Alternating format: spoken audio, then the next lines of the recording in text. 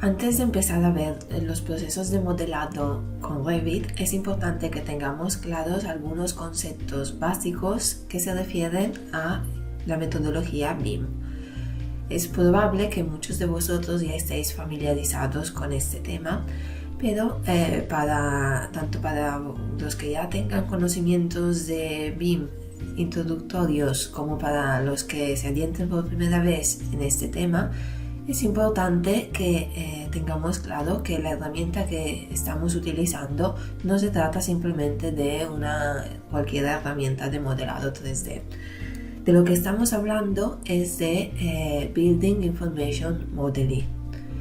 Esto significa que estamos hablando de una herramienta que está pensada específicamente para el diseño de edificios y para incluir información dentro del modelo, que no es simplemente información geométrica. Por lo tanto, dentro del gran contenedor de la metodología BIM podemos incluir informaciones no gráficas que están vinculadas a nuestro edificio. Esto significa que, por ejemplo, podemos introducir información respecto a las características físicas o térmicas de los materiales, podemos introducir datos de coste, podemos introducir datos que se refieren a la descripción de un componente, que serían formatos de textos, de número o etiquetas de otro tipo.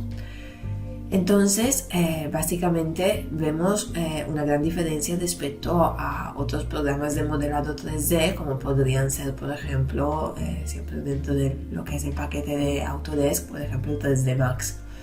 Ya que, por ejemplo, con 3D Max podríamos perfectamente modelar algo que no sea un edificio, por ejemplo, un automóvil o un objeto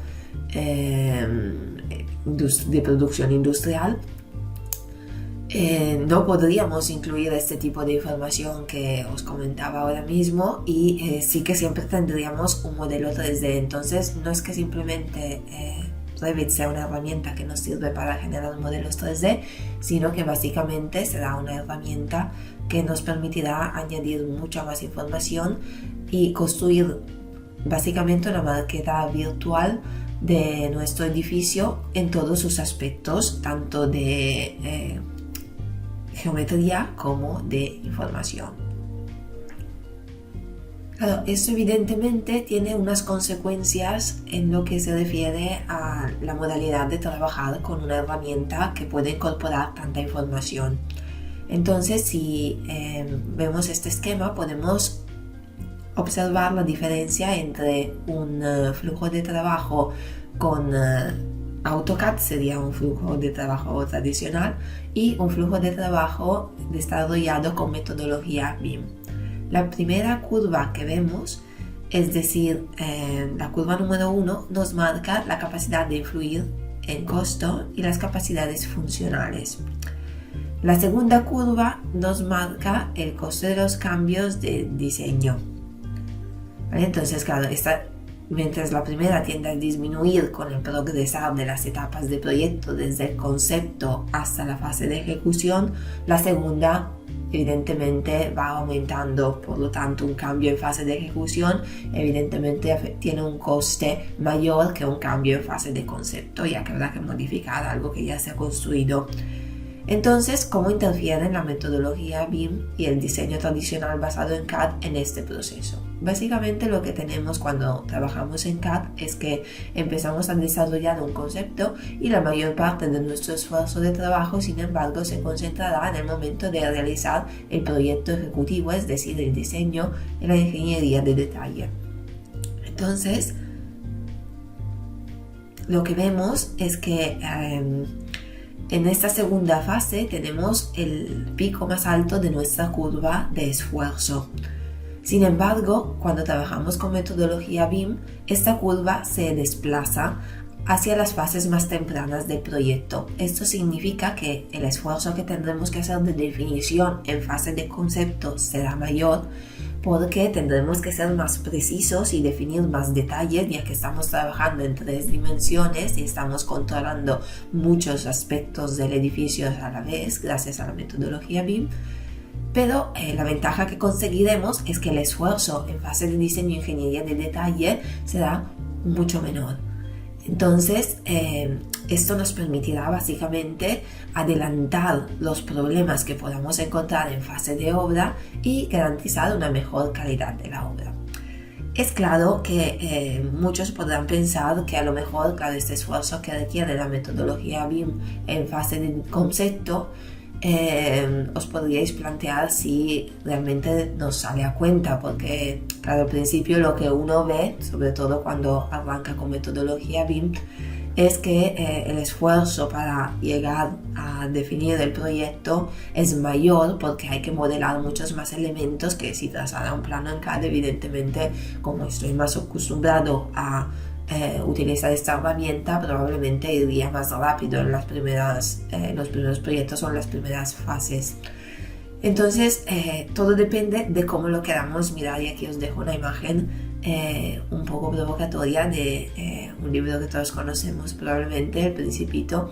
Y esto, ¿qué quiere decir? Nosotros podemos, claro, mirar a este esfuerzo que nos requiere BIM como un inconveniente, porque nos estamos centrando solo en el primer impacto que tenemos con el proyecto, porque no estamos llegando a ver la ventaja que tendremos en fase de ejecución de la obra.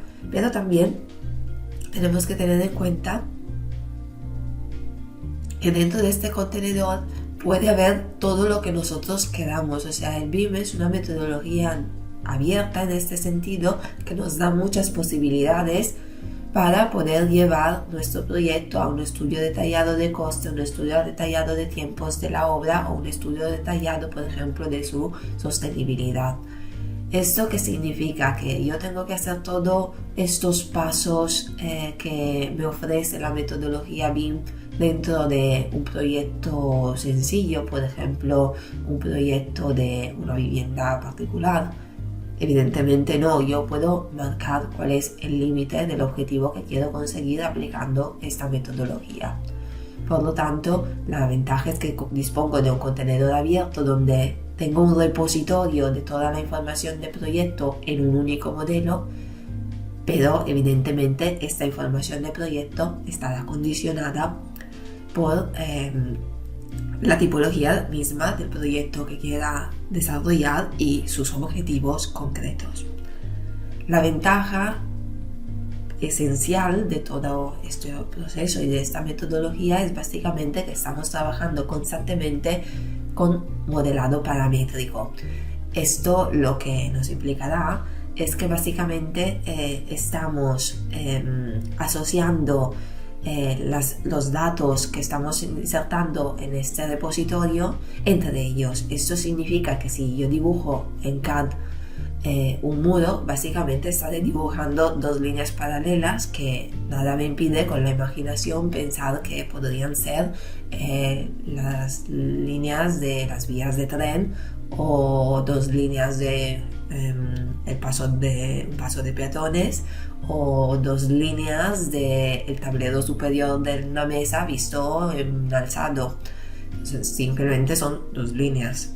Mientras que si yo dibujo un muro en Revit, lo que estoy dibujando es una única línea que ya tiene un grosor, porque Revit ya sabe que lo que yo estoy dibujando es un muro, que un muro es algo que determina el cierre vertical de un edificio, que los muros normalmente se caracterizan por ciertas configuraciones geométricas, por ciertas características, que puede tener capas, por ejemplo, de aislante, de materiales distintos, de revestimiento, etc.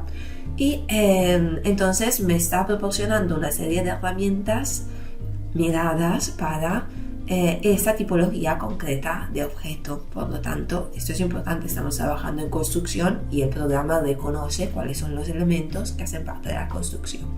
Una vez que tengamos todo estos conceptos claros, podemos entrar en el programa.